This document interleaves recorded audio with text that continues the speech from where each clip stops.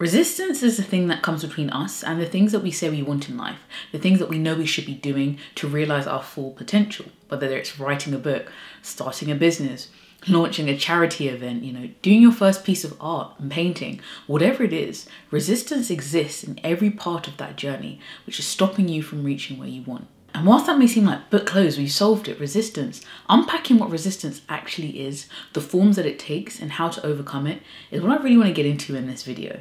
Hey, I'm Adam if you're new here, and if you're returning, then what's good. Let's talk about why we don't accomplish the things that we want, why we don't use the talents and the gifts that we have to their full potential and, show up as our full selves. And to do this, I'm going to draw on the book, The War of Art, which is by Steven Pressfield, to really get a grip on what resistance is and how we overcome it. And there's really interesting elements to this book, some are controversial, but he places gifts and the talents that we have in a light and resistance and darkness, working pretty much in opposition. Whether you're religious or not, whether you agree with every word in this book or not, there's still a lot of value here, and that's what we're going to draw. So let's get into it. Okay, so let's start by focusing on what resistance is. And the first thing to understand about it is that it's internal. A lot of the times we are doing things in life, or we want to do things, and we say we can't because of work, or can't because of my partner, or because of this thing in my family. We try to project our reasons for why we can't do things onto these objects that are, outside of us. But the reality is, it almost always comes back down to what's within. The reality is that resistance is self-generating and self-perpetuating. Think about something that you've always wanted to do, like starting a YouTube channel, right? And you say you can't because of work, or you can't because of this responsibility.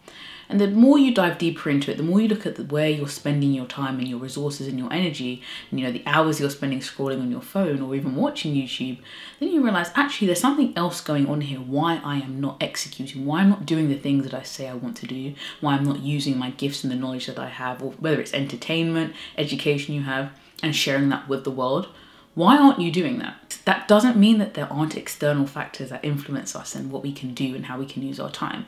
But at the end of the day, taking control of these things and understanding that resistance is internal and coming from within allows you to set yourself on a new path. The next thing to understand about resistance is it's impersonal and universal. We can think that sometimes the world is out to get us and, woe is me. Things never seem to work out for me like they do for others. But the reality is resistance is showing up in everyone's lives. So even that person that we aspire to in terms of their family life, their business life, their creative life, whatever it is, resistance is showing up and has been showing up. But they have worked out ways to get past this. And so once we understand that this isn't an attack on us, it is just a way of the world, again, you can alleviate yourself from a space of victimhood, if you'd like, and take more power and control over your life. The next idea I want to draw on from the book is the idea that resistance is fueled by fear. Ultimately, fear guides so much of what we do and what we don't do. Resistance, though, has no power without fear. The fear of starting a piece of art, or writing a book, or writing a few pages of a blog, just in case it's not as good as you thought it would be, or how you imagined it would be exactly. All of these fears gather together and stop us from ever executing and ever even realizing these things. Taking it a step further then in how resistance manifests, and I think a lot of us can resonate with this, is that it often shows up in the form of procrastination. It would be too simple and too easy to point out if we just knew we weren't doing things because, we don't want to do them, or we're scared, right? So instead, resistance shows up in the form of procrastination. I'm not doing it because I've got to do something else that is apparently more important, despite the fact that I know that my gifts and my talents and what I've been called to do is over here. I, have to take the bins out right now instead of starting that piece of work. Or, I have to go outside right now and water the plant, instead of starting that YouTube video. And we're really good at finding things that we could be doing instead of what we should be doing. Another really interesting consideration about resistance is when it shows up in criticism. And the author talks about how this is actually quite harmful because of all of the ways that, resistance shows up. A lot of them are hurting us. But criticism can hurt others. And people who are often very fulfilled in their lives and are, actualizing or self-actualizing, they don't critique for the sake of critiquing, right? Or to yield some sort of negative emotion in others, or just to talk, right? Talking just for the sake of talking.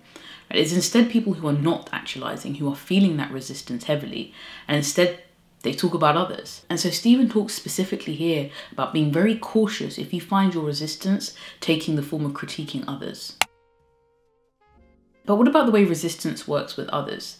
The thing is, it often recruits allies, right? People around us who seem to not be working in alignment with what we know that we should be doing, right? Whether they are always pulling you away from your work, and not in the positive, you need to take a break and refresh kind of way, but in you express that you really want to work on something and put your energy towards something, and they seem to keep finding reasons why they need to take you away from it, or introducing things into your life that are not working with your larger goals and your larger gifts. And so resistance will recruit allies, and you have to be cautious of the people that are around you at all points because of this. And this book goes quite a lot into the different forms that resistance takes and how it may show up in your life. And I wanted to draw on some of the ones that I think were really interesting and the ones that I see resonating with a lot of the things people say they have issues with, like procrastination, like fear, like the people around them. But now let's move into how then we combat this. And the answer, according to Stephen, is by turning pro. The professional mindset is the mindset of someone who takes their work seriously, who shows up every day, who puts in the effort, who holds themselves to a high standard of excellence. It's not about waiting for inspiration or motivation. It's about showing up and doing the work even when you don't feel like it. The thing about resistance is it hates when we turn pro, because there is an instant threat now to the way that it can exist. But the beautiful thing is that most of us who are listening to this right now understand how to be professionals. If any of us had held a job, we understand how to act and operate as a professional for somebody else, right? You show up every day, all the days you're supposed to, even when you don't feel like it. You try to master the skills and the techniques that are required for that particular job. You give your energy to it. You accept blame, you accept criticism, but you also accept praise about that thing. You commit to it in the long term, whether that is over a period of months or years. So we know what it means to be a professional in different capacities, and it's now translating that into our own lives, our own pursuits, and our own gifts and talents. So let's dive deeper then into the characteristics of the professional that we hope to embody. The first thing then is that the professional is patient and understand that things may take longer than you expect. Our perception of time can be very distorted, and a lot of the times when we try anything new, right, we think it's going to take a period of time, and it often takes a lot longer, sometimes double that amount of time, right? And so when the schedule, if you like, God's timing doesn't match with ours, we're frustrated. We don't understand why things aren't working out the way we want to, why people aren't responding immediately how we expect it to, why our artwork doesn't look a particular way instantly, right? Why our book doesn't look like that instantly, why our business didn't blow off instantly. And the professional understands that being fluid with your schedule and your time frame is a necessity when you are a professional. You understand that you will learn along the way, that you will understand and conceptualize time differently along the way if you operate from patience and not this idea of fear and rushing.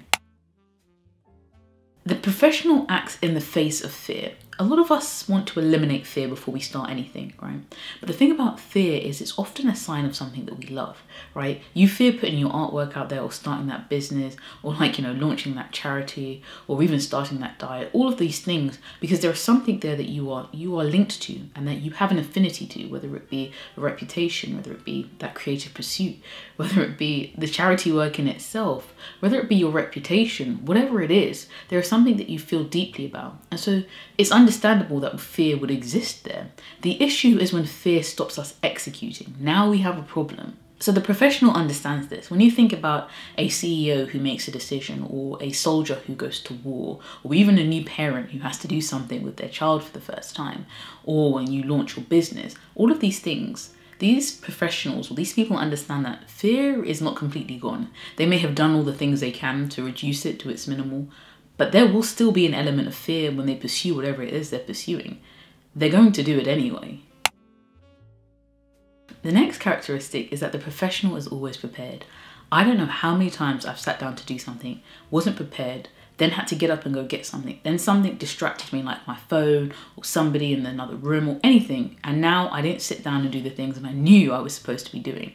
Resistance is looking for a reason. You know that? Give me a reason. And so if you give it to it, it will take it and run. And so getting everything prepared when you sit down to execute is so important in not breaking that flow, right? Breaking that deep work and having to overcome that hurdle of getting back in that seat or wherever it is to execute again. The next thing about the professional, and this one cuts deep because I spoke about it in my podcast episode, is that the professional does not take success or failure personally. The reason why a lot of us get stuck is because when we win, it's all great and we internalize that as a win for us, we won. But we also do the same when we fail. So instead of separating ourselves out from whatever we're producing, whatever we're working on, whatever we're pursuing, we instead attribute ourself, our value, our worth to that thing. So when it fails, we fail and we don't want to continue anymore. Again, that resistance is built up. And I spoke specifically about how I was actively taking steps to distance myself from external metrics of success or failure when it came to my YouTube channel, my other creative pursuits. And that's not to be demonized, because this fear of failure is completely normal and it's actually hardwired into us. As humans, we depend on the group to survive. And so us failing or doing something wrong can literally be the difference between life and death, or it definitely was as we were evolving, right? Because if the group turns their back on you because you've done something weird or your reputation has been, tarnished or anything like that, it can have real consequences for you in your life. So we actively have to take steps in order to stop that kind of automatic reaction, that automatic association with the things that we are and the things that we do, and that fear set up. We have to take active steps to get over that sometimes. There are only two more things I want to talk about. The first is that the professional plays it as it lays. Understanding that the game is the game effectively, and things are as they are. That doesn't mean that we can't strive to make them better, to improve. But if you are waiting for things to miraculously change before you start that pursuit, you will be waiting forever, right? And potentially forever. Or you won't ever do things and take the steps that could actually enrich the situation for everyone, not just yourself, right? Giving your gifts and your talents and using them and sharing them with the world and with yourself. The reality is you either play the game with the cards you've been dealt and try to do what you can, or you don't play and have no impact. And those are really the only two options, and the professional understands this. And finally, and this is a topic that is very popular, I've seen on YouTube, and I've even spoken about it myself, and it's the idea that the professional reinvents herself or himself. This understanding that you are always evolving, you are always learning new things, or I hope so, and thus, as you evolve and pick up new things, you will implement them, they will have an impact on your life. And if that is the case, then you will evolve into different stages of yourself, right? And that is completely fine. And in fact, it's natural and healthy and is a part of combating resistance. So that's it. The rest of the book does go into other things, and he unpacks some of these things and his spirituality in a lot more depth. But these are the things I really wanted to focus on. And I think, again, getting a grip on seeing ourselves as professionals in whatever it is we're doing can be really powerful in overcoming resistance and getting to where we want to in life. I'll see you in the next video.